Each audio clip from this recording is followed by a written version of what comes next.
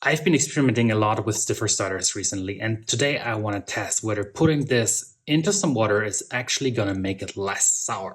In Italy, the starter is typically put into a little bit of water and some sugar, and that's supposed to make it so much more mild. I'm not sure if this is actually going to work out or whether this is mumbo jumbo, and that's what we will find out today. I'm making 3 portions of dough off my stiff starter that I fed the last time yesterday evening. It's been around 12 hours since I fed it. So there we go with the tiny dough balls. Let's now put them into a bath of water.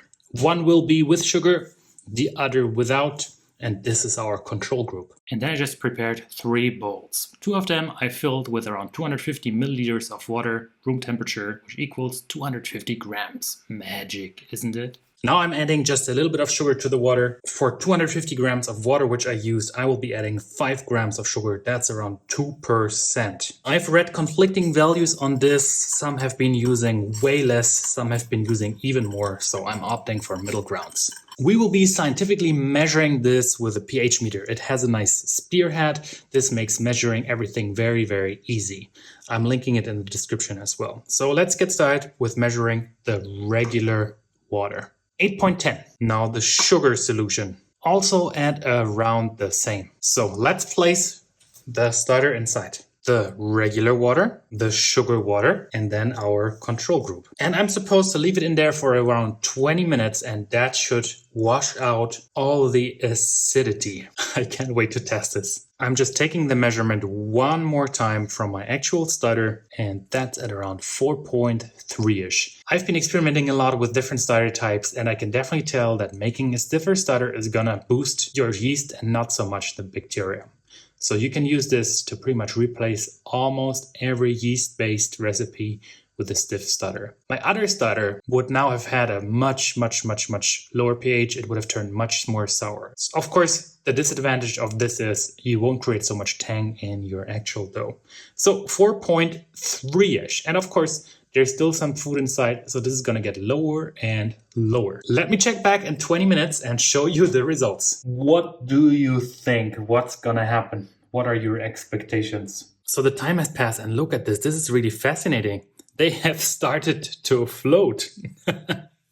Okay, let's check the pH of the water. First up, the water without sugar.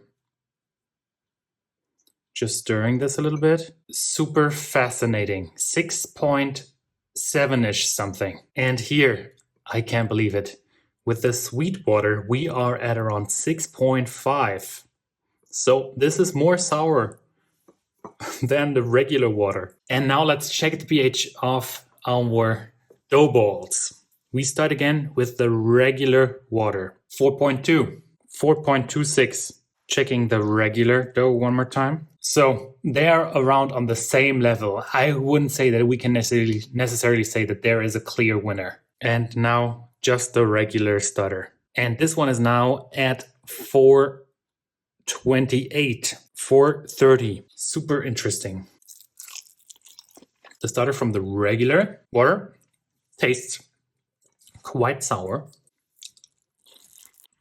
This one tastes around the same as sour. And the regular starter too. So let's now have one more look at all the results in one single table. We started with the water at a pH of around 8.10. Then the initial dough for all of them was at around 4.3. So again, one more time, the lower the pH, the more sour everything is. The water pH around 20 minutes later, and I think this is quite interesting. The water pH for the regular water was at around 6.76, for the water plus sugar at 6.54.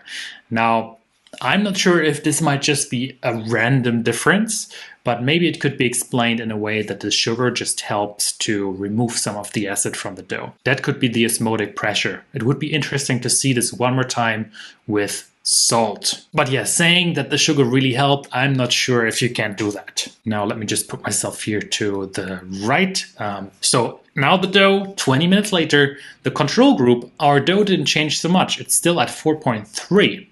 For the water, it's at 4.27, and for the water and sugar, it's at 4.27, 4.26 as well. So the values are very, very, very close to each other. One thing though that was quite interesting, we saw how the dough was floating inside of the water. Maybe the additional water has helped to kickstart the activity of the sourdough starter. But still, from those values, it's very hard to say that this is actually the case. Which leads me to saying that, from my opinion, there is no clear winner.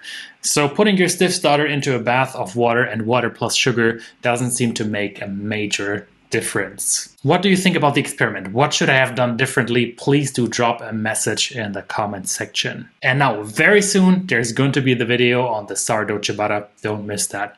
Thank you very much for watching, and as always, may the gluten be with you.